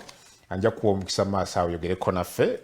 Honorable Norbert Mao, former presidential candidate ate president w'ekibiina ekiri ku luvuganya gavumenti ekya Democratic Party, nga nfuna endowooza ku nsonga ez'enjawulo nga bwe nkutegeezezza nga tutandika ali nnyo mu mawulire. Not for bad reasons, of course, for what you can say controversial reasons. Eri abantu abamu era nga he is giving us an insight into what he has been writing in the recent past. Negataako ngompereza message kati ku 0756 Mwami Charles twinagambye nti lero ng'oli mukambwe nnyo ekisusse ekiki twine yakubuuza. Omanyi basobola okunyigiriza naawe ng'olina kwerwanako. So siri mukambwe nina kwetaasa sina fumu nwanisa ngabo. I'm just defending myself because bino ebintu mbigumidde nnyo for years and years and years. Even somebody who is not fit to untie your shoelaces ng'akwogerera amafuukule. Why? Bagobya abantu buli wamu mbu bakiyita kuzoganya, which basically means to make a mess. Oba bagala mess, then let's make a proper mess. Yeah. So sagala kuwulira muntu agamba nti Norbert Mao, you're a gentleman, oli diplomat. So have you now decided to act in a way that relates to how they are? No, situation eri abnormal, kati fenna tuli abnormal. Okay, talking about abnormality, there was a point, rather a time, yali member wo mu Democratic Party, member w'ekibiina ky'okulembera Honorable Betty Namboze Bakireke. At some point, what we going to be, because I don't want us to discuss her as a person, but we've seen these words popping up over and over again. Maybe musheno okuddamu okujja ku malawo such narrative. Honorable Namboze at some point yakugerageranya ku kibala ekimu nagamba ku ngulu kya green munda kya yellow, and that has been said over and over again. Nga bwe twatandise abaga nti okolera bakulabamu olwa yellow. Of course, okubeera fair to Betty Namboze yali agezaako okunnyanukula. So ekigambo ekyo in fact ekyava wange. Twalina seminar nga netuyita Professor Frederick Sempebwa. Akaseera ako nga tuyina people power. Nga tulaba abanadipi abamu batandise okuyuuga balinga nga abeewunzise. Professor n'agamba, some of you are like watermelons. That is exactly what I quoted. Ebigambo tebyali na byange. It was actually from a professor. Generally nga with good intention nga kyagamba, if you are DP, be DP. But you cannot say, I'm DP people power. There is nothing like DP people power. Atenga, Boba atekawo posters za DP, never tekawo ne people power. So we had evidence. Kati kuchebogera nti Norbert Mao is a pumpkin, nsuju, simanyi muyembe, kungulu green, munda yellow. Maybe ngodamu gata kona kano. The same person you quoted ngoga nti omuntu oyo mukyala Namboze talina moral authority eyogera bino kuggwe. Of course, we must congratulate her for really making something out of her life. Kubanga avudde wala. Naffe ng'ekibiina yandibadde atwebaza. Bagamba nti entamu gye wali ofumbiddemu togiyita kitamutamu. DP under its scholarship scheme and partnership n'aba Germany yasobola kumuwa skala neyongerako okusoma in Uganda Matters University. But of course most people forget where they have been. Neinga, the attempt to answer cannot have any impact because sitting with NRM does not mean I'm NRM. I've never been NRM. If I want to be NRM, I know where NRM offices are. And I would be pure yellow. Why would I be pretending if really I believed in it? But I believe that political parties zino cooperating to achieve certain goals. Mukumalawo olutalo, NRM and the opposition had to sit together. Nzijukira lunaku lwe twaleeta motion egamba nti tunoonyereze ku lutalo lw'omumambuka lwaki teruggwa, nga twagala tuteekewo select committee. Motion yaleetebwa Honorable Zachary Olum ne the late Honorable Agra Ward, fe abamu nga tuli bawagizi. But at the end of the day, motion yali egenda kugwa butaka kubanga majority yali ba movementist nga bagamba kino kijja kutulabisa bubi mu international community, tetujja kunoonyereza. Honorable Erika Ruhanga n'asituka n'agamba speaker bali nabo bannayuganda tuve ku bino ebyobufuzi, lwaki to adjourningamu suspendingamu sitting katono tugendeko ku mu lobby tuteese ne prime minister n'abalala ne bafuluma. Luvannyuma lw'eddakiika nga 15 ne bakomawo ne bagamba tukanyiza ekya select committee tukijjewo, naye nga guno omulimo gw'okunoonyereza guweebwe sessional committee eya defense and internal affairs. That is what omukulembeze n'abakulembeze abaagala okusolvinga problems yengeri gye beeyisa. But otherwise kino ekyokugamba nti nkuba nkukube tekina kipatwala naddala eggwanga nga Uganda which is so fragile, which doesn't have resources, so they are annoyed because I am talking the truth about their ineptness. Ng'ovudde ku kya dishonest waliwo okubeera inept because waliwo ebintu byolabanga it is possible to do it. Ababaka bangi bakimanyi nti you can actually access government resources. Kakati there is emyoga money, abamu balowooza emyoga is for NRM. Ebibiina eby'opposition ebimu biri in charge of complete local governments. Kati abantu bwe batafuna sente z'emyoga era nga muwayiriza NRM nti teyambye bantu. So it is that dishonesty genuinisa. Okay, but again waliwo nti bino okwerumaluma kwe mulina nga bali kuluvuganya government bye bimu ku bisinza okukumira ekibiina kya NRM mu bukulembeze okyogerako kyekyo. Wetutuuse kati NUP ye leading opposition party eyina okukulembera. Kati bw'oba mukulembeze naye nga tosobola kukulembera, then there's a problem. Ye heading a convoy kati opposition.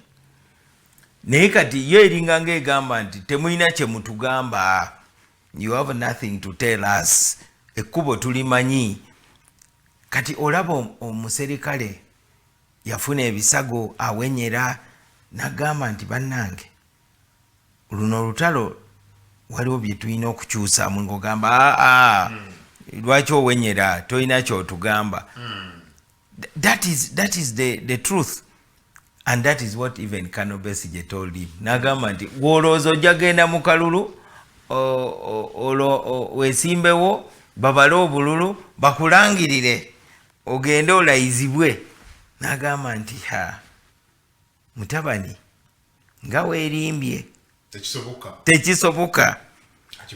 So oluusi olina okuwuliriza nze ndowooza bino ebyokuwanisa ebigambo tulina okwefumiitiriza. waliwo bakikuteekako nti okitadde nnyo ku ba NUP nti they have Bagandanized almost buli kimu. In fact waliwo ne tweet abantu abamu baginterpretinga nga like you're playing a tribal card. Wawanika kwa mkutugo kwa Twitter wayogelera noga nti the same people who now throw parties to celebrate who threw parties to celebrate the death of General Paul Lokech are the ones wishing Honorable Jacob Olanya death. Their likes refused Milton Obote's dead body passage through Luwero to Akokoro for burial. They betrayed Ben Chwanka.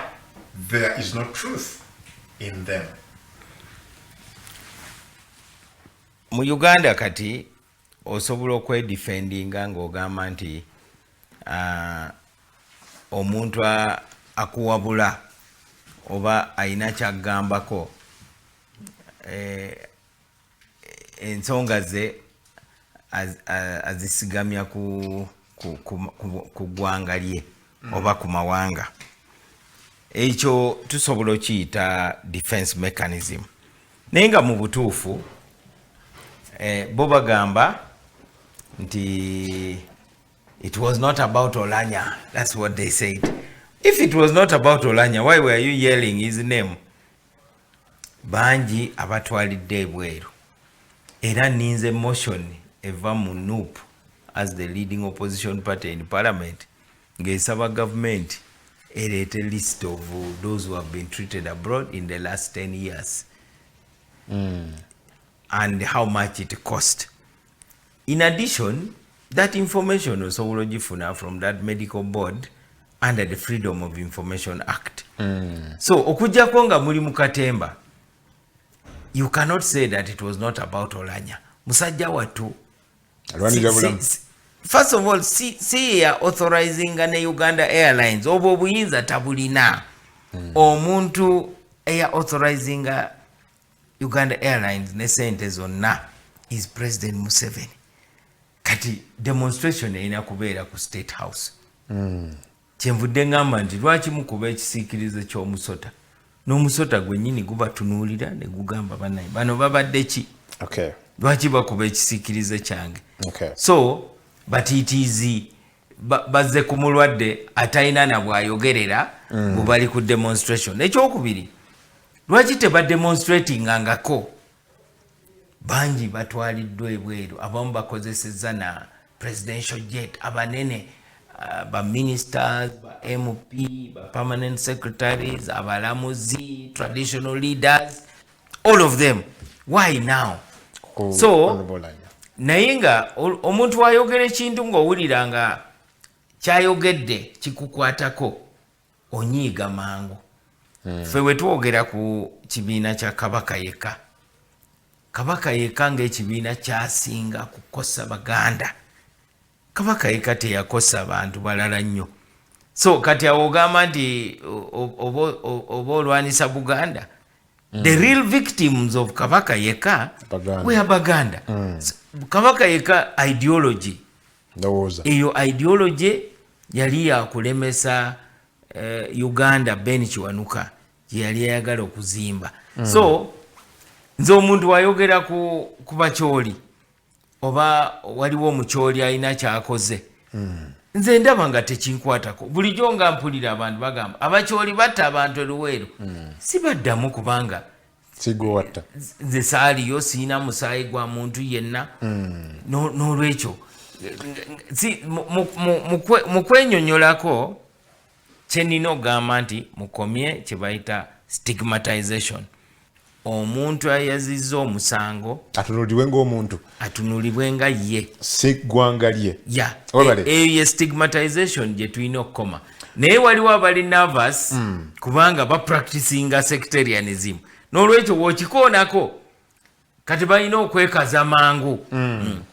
Okay, natera okufuna ku bantu, but what I don't know. Do you believe in opposition unity or not? Just a quick one. Yes, and I've but if contributed yes, a lot to building the other it. time, Honorable, banno abamu ku ludda oluvuganya government, Dr. Kizza Besigye n'abalala bava n'ekisinde kya PFT. DP, you were not part of it, and you made your stand clear. Yet, bali bakugamba nti tulina okujja ffenna twegatte under this red card front, so we can perhaps reach gye twagala okugenda. Unity etegeeza unity of purpose.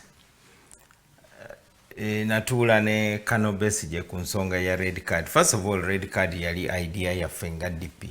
In fact, bana aba DP block abava mu DP be batwala that idea. I have the entire concept, which is very well written. Naye ogosi musango. Kakati zinavayo ne proposal nengamba tulwanye nnyo in the last election as individual parties which are not in government. Tulina okwenaaza emitima nga tetunaba kulauncinga initiative yonna. We need a fresh start. Buli omu ayogerere munne ekimuluma. So kati kyebakoze kiringa ng'okwambala engato ng'olina kaggwa mu kugulu. Akakaggwa olina okusooka okagyewo olyoka oyambala engato. Watali ekyo ojja kutambula ng'owenyera. Okay. Ekiridde ekisembayo, the second last, then nkwe ku bantu. Honorable, what are your priorities? Nga Honorable Mao, a senior politician, and like I say, the father figure ku bannabyabufuzi bangi nnyo wano mu ggwanga lya Uganda, both mu government n'abatali mu kibiina kiri mu government. But as an opposition politician, a senior one in that case, what are your priorities? Are they fighting to get into power or fighting your colleagues? This is not fighting my colleagues. I'm fighting their bogus ideas. Ideas zaabwe ez'okuvoola abantu, ez'okuvuma abantu, ez'okulooza nti you must take a hard line, tewali negotiation, ate oli Munnayuganda ogamba tojja kuteesa, ate otuula mu parliament, abamu bavuga agamotoka aganene agayina red number plate, which is can build a health center for. Gugamba nga tubonye. If that's the case, then all Ugandans should suffer like that in four-wheel drives. So tulina okubajjamu that hypocrisy n'akajanja n'amalala, nwanisa amalala first and foremost. Naye nga obuuziza nti objective yange, what is my key objective? My key objective is okulaba nga Uganda, project ya Uganda eddawo kubanga evudde ku luguudo. This country can easily fall apart. And it is not about opposition, NRM, it is not about DP, NUP, and so on. So, ideas zino zezirwana kati. These ideas must fight. Zezirwana for any position as Norbert Mao. But I'm fighting to say, number one, tewali gwanga lyajuza form kubeera mu Uganda. Let's respect one another. Bano abamu bw'oyogera tebampita na mannya gange bagamba omukyoli omukyoli yatwala ekibiina kyaffe. That one is derogatory. Ekyokubiri tulina okumanya nti mu kola transition Uganda tekyalina constitution. Constitution tulina kugidaabiriza. Constitution teina internal organs. Omutima gwa constitution. Twalina essuubi nti NRM kyeneekola kwe kulaga ekifaananyi ekiraga nti tusobola okukyusa obuyinza awatali kavuyo. Tanzania tewali kibiina kirala kyali kifuze ku Tanzania. Ti CCM. Naye nga balaze nti basobola okukyusa obukulembeze. Naye olaba ne munda mu NRM entalo ezirimu. Ogamba nti bannange kale ofundako n'olutalo oluli mu opposition. N'olwekyo priority yange kwe kulaba nga tudaabiriza cracks eziri ku level ya foundation. Ebizibu bya Uganda biri foundational. Okay. Finally, Honorable, omukulembeze yenna bw'asaavinga atuuka ekiseera na passing on the mantle. Obadde President General w'ekibiina kya DP for some time now. when should we expect Honorable Norbert Mao to pass on the mantle to a new DP president? Nga bwe nagambye tukyali mu traffic jam mu Uganda. Wobeera mu traffic jam oba tusobola kuseetuka. Abannayuganda abasinga bakimanyi nti tulina traffic jam kubanga waliwo ekiroole ekikadde ekyekiyise mu maaso. Ekyo we kiseetuka ffenna tujja kuseetuka. N'olwekyo ansa eyo teri mu mikono gyange. Naye njagala abatulaba bategeere nti mbadde n'omukisa okulembera Democratic Party mu kaseera akazibu nnyo. Nange ne ngattako ettofaali. Oba balisiima nga ngenze simanyi.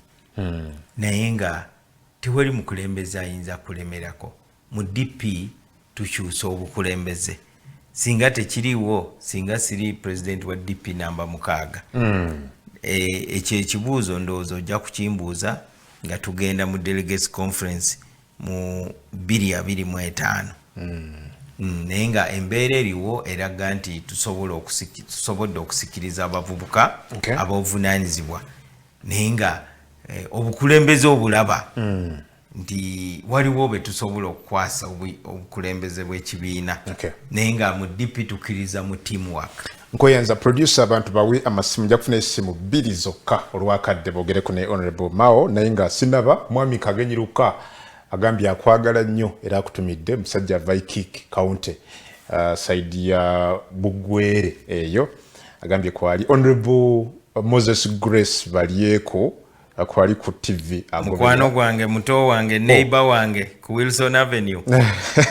Agambye bwati thanks for the show Honorable Mao and it has been very wonderful to me. I request you to come back to elective politics even if it is parliament because we miss your active participation. And lastly, why don't you I'll go and head a parish LC2. Lastly, why don't you allow DP to have an MOU and we work together as we do with UPC? Because already many DPs are working with NRM. Even President Museveni is a former DP. UPC doesn't have an MOU. It is an informal arrangement. But maybe are proposing a change in principle, parties can cooperate, and that would be discussed. Is it something you can think about? Why not? It is open to discussion. After all, buli kibiina kiina ekigendererwa. So mu mathematics twasomanga sets. Waliwo abalowooza nti ebibiina ebiri mu Uganda biri disjoint sets. Nga set eno eri wano ne set eno eri wali. Naye nga ebibiina ebiri nomo mu ggwanga eriri nomo tulina okufuba nnyo okubeera ne intersection. Kati intersection gye tulina ye ya parliament kubanga buli omu mwali mu parliament. Naye nga bo bagamba nti mwetuli naye ate tetuliimu. So political cooperation kasita tukanya ku objectives kisoboka. Okay, webale kanfune ku message mpayi simu emu oba bbiri producer ngo lwakadde tumalirize enteekateeka. Hello. Ono bamute musayi gwa mama Fina. Nensaba tuteese n'obuvunaanyizibwa tetuwalampa abantu sebo.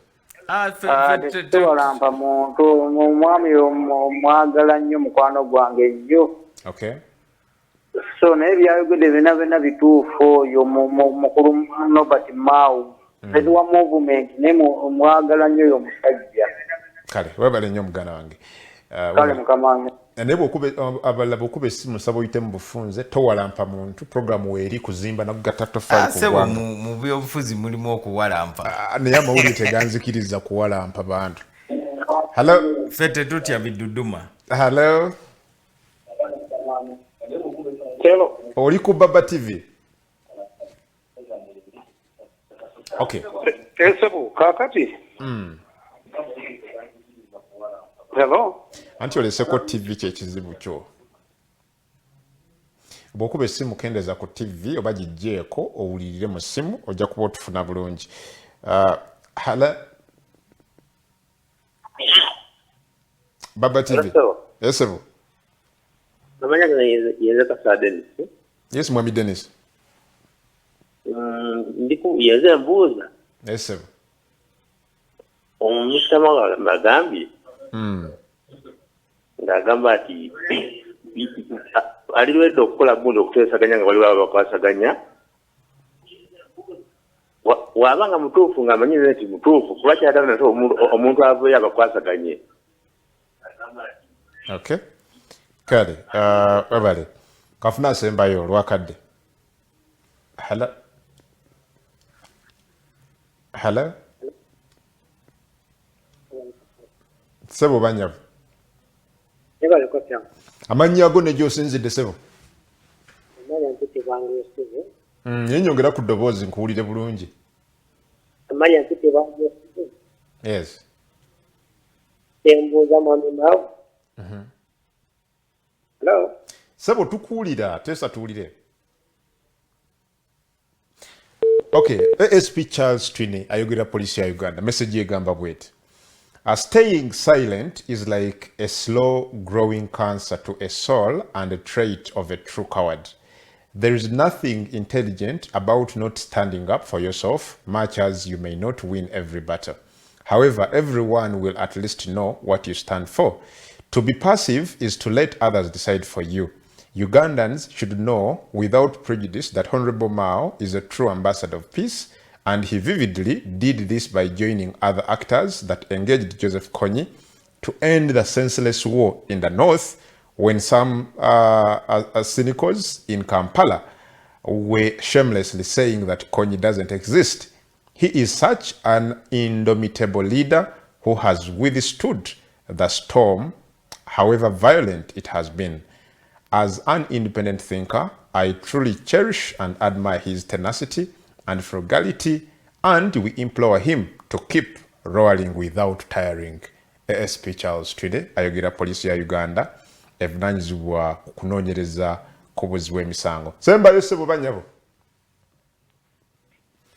Sebo gwasembye tuve wano. Good evening. Good evening, sir. Your name and where you're calling from? My name is called Stephen Opio. Opio, where are you calling from? I'm calling from Ginger. Yes, Mr. Opio. And I'm here at I'm now from Rakaraka Garage. Now, Robert Mao is one of the politicians whom I like so much. And he's a very big force in opposition. Producer Nyongere Doboz. He's one of the few politicians in opposition that I would admire, even one time to be the president of Uganda. If I can count these people, I see Robert Mao, Semuchunganda, Kiza, Winnie Chiza, and this mayor of Kampala. There are some brilliant guys whom we would wish at one time would lead Uganda. But it's very unfortunate that today they are not united as opposition.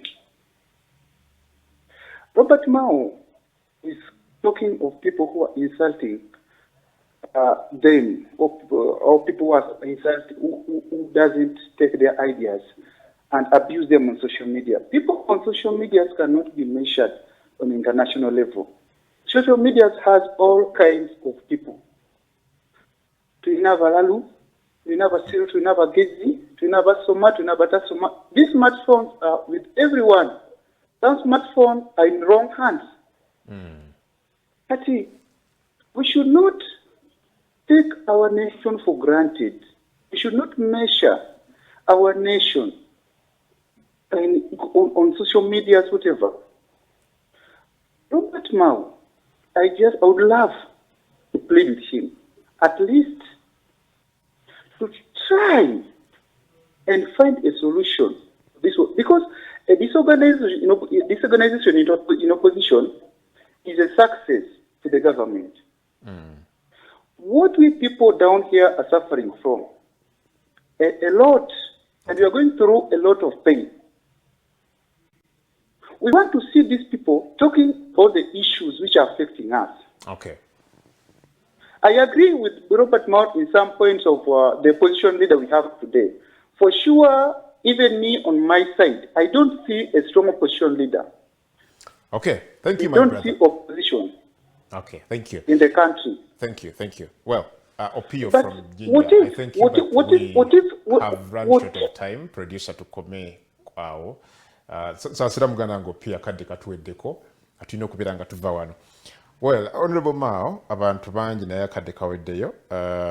Oli wano omuyambi w'omubaka Betty Nambozi bamuyita Bob Bwete agambye omanyi mu ggulu ne ku nsi abamanyi nga Mwami Mao bajja vunaanwa nnyo okusinga ku batamanyi. Why isn't the struggle the priority than grasshoppers fights in the bottle? A DP, as we know, it should be above secondary wars.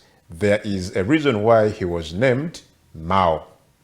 Bwati wakutegeza. Tufundikire n'oyo tumalirize honorable. Njagala kwebaza nnyo abaleese ebirowoozo. Nze ndi a very reflective person. Era ebintu ebyo nja kubireflectingako nga nkulembeza interest z'eggwanga. Mwebale nnyo mwebalire ddala. Well, if you would allow me ndoza nange nkubuulire ekimu ku binsanyusa mu discussion eno kwe kubeera ng'oli open to dialogue. Agati mu bigambo byotugeti omuntu yenna kasita anaavayo ng'omukkiririzamu nga CFDC you're open to dialoguing wakati wo ne NUP n'abakulembeze baayo. I think it's a good thing. I'm open to that. Kale, nze Adam Kungu, Honorable Norbert Mao leero bwe tubadde ssebo tukwebaza olwakadde k'otuwadde nammwe abadde batulaba leero. Tujja kuddamu olwokubiri week ejja mu program y'emu n'abantu nga bwe mbakuleetera. Kwagaliza kusula bulungi. Akuma.